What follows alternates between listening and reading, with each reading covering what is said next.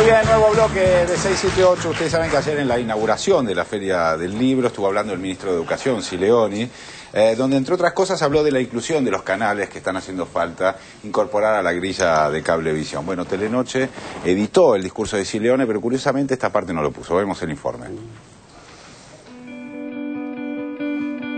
Ocultar es censurar.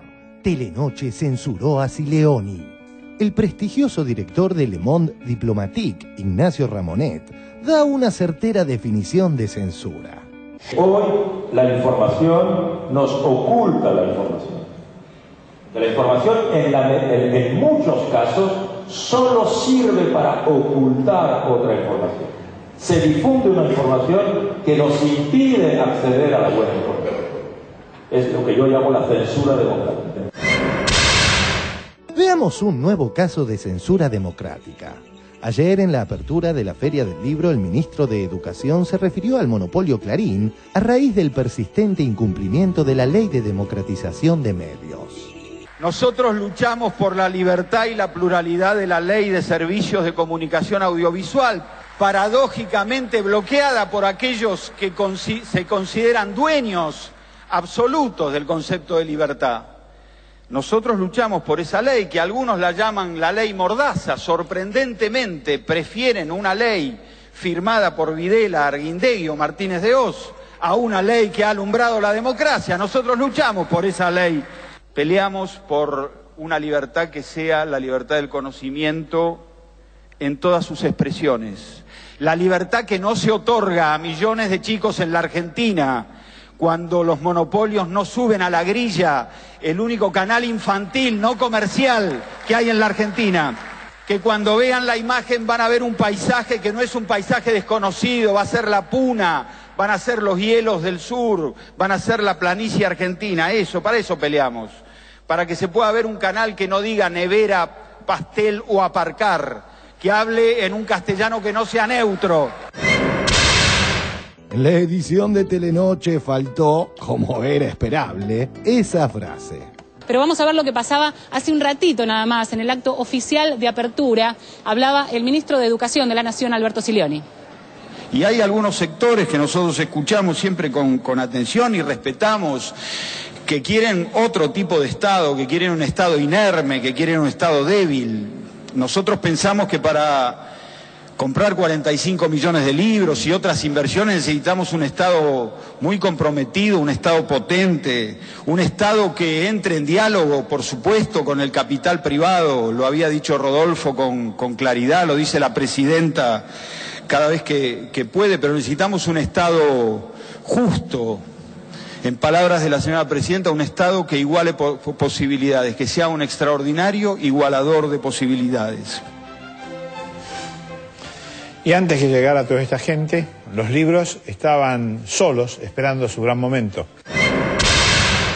El ocultamiento del noticiero del Grupo Clarín le da la razón al mismísimo Vargas Llosa. Solo se prohíbe algo que se teme, ¿no? Si no, ¿por qué se prohibiría? Nosotros luchamos por la libertad y la pluralidad de la Ley de Servicios de Comunicación Audiovisual. La libertad que no se otorga a millones de chicos en la Argentina cuando los monopolios no suben a la grilla el único canal infantil no comercial que hay en la Argentina. Solo se prohíbe algo que se teme, ¿no?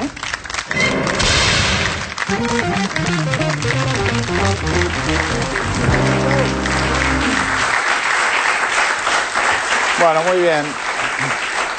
Obviamente la discusión sobre la libertad de expresión pasa por este punto. Una de las cosas que había dicho yo aquí en el programa el otro día era que el Canal Encuentro había tenido fácil acceso a la grilla de Cablevisión y esto no es así. Canal Encuentro tuvo una larga discusión con Cablevisión para poder ser subido a la grilla. Esto lo pude saber desde que el momento en el que la gente que hizo el Canal Encuentro me lo comunicó y me lo contó de esa manera. Es un dato interesante porque ese nivel de resistencia se transmite hacia todas las cosas que el Estado está proponiendo, por lo menos en términos comunicacionales. A ver, Américo. Sí, digamos, es una evidencia notable realmente lo que ocurre, digamos, casi sin comentarios, pero me interesó la definición que daba Ramonet de censura, porque me parece que es uno de los términos que se puso precisamente en juego a partir de lo de Vargas Llosa, la feria, etcétera. porque me da la impresión de que allí hay un debate interesante para plantearse, es decir, cómo de algún modo la superabundancia de información en realidad oculta información y en realidad ejerce en ese sentido, digamos, un nuevo modo de censura, ¿no? Digamos, como hoy, digo, en términos literarios, el siglo XIX efectivamente prohibía libros, ¿no? De hecho, antes se mencionó a Flaubert, Mambo tuvo un juicio. Claro. Pero hoy es muy difícil que eso ocurra, digamos. ¿Por dónde pasa la censura en términos literarios, ¿no? No pasa precisamente por la consagración de figuras de escritor como las de Vargas Llosa. Digamos, no es este un modo precisamente de censurar lo que hoy podríamos pensar como una literatura que activamente está trabajando con el lenguaje, el presente, etcétera. Y esto lo ligo finalmente con lo que dice Silioni al final o en uno de los momentos de su intervención, cuando dice que Paca Paca es un modo de presentarle a nuestros hijos, digamos, una lengua que no empiece por aparcar o... Nevera, dijo. Nevera, ¿no? Sí. Y esto también está ocurriendo en el terreno, curiosamente, en el terreno también de los libros. Las traducciones españolas que llegan a la Argentina, digamos, nos están educando lentamente, digamos, en esa lengua que se presume que es una lengua neutra. ¿Qué fue una lengua neutra también? Es un invento del mercado, sí, digamos. Claro, eso no está hecho nada más que para que los libros escritos en español se puedan vender indiferentemente en toda América Latina, en España, etcétera. Pero, digamos, las imposiciones de esa lengua son normalmente las imposiciones de las grandes jerarquías del mercado editorial. Digamos, incluso llegan hasta aquí algunas editoriales argentinas que exportan libros. Cuando las traducciones se hacen aquí, obligan a los traductores argentinos que trabajan en la Argentina a decir cerilla en vez de fósforo, digamos. Con lo cual, digamos, este fenómeno de la extensión de una uniformidad de la lengua, la aspiración de una lengua uniforme, me parece que va precisamente contra toda posibilidad literaria y contra toda posibilidad de lenguaje, digamos. Sandra. Sí, yo escuchaba a Silioni, ¿no? Lo del Estado igualador de posibilidades, de lo que estaba hablando era de la libertad de incluir y de ser incluido, de estar adentro del sistema. Y me parece que ahí está el hueso del pensamiento de Vargas Llosa, fuera de su rol como escritor. La Sociedad de Mont Pelerin fue creada en el 44 por un premio Nobel de Economía, Friedrich Hayek.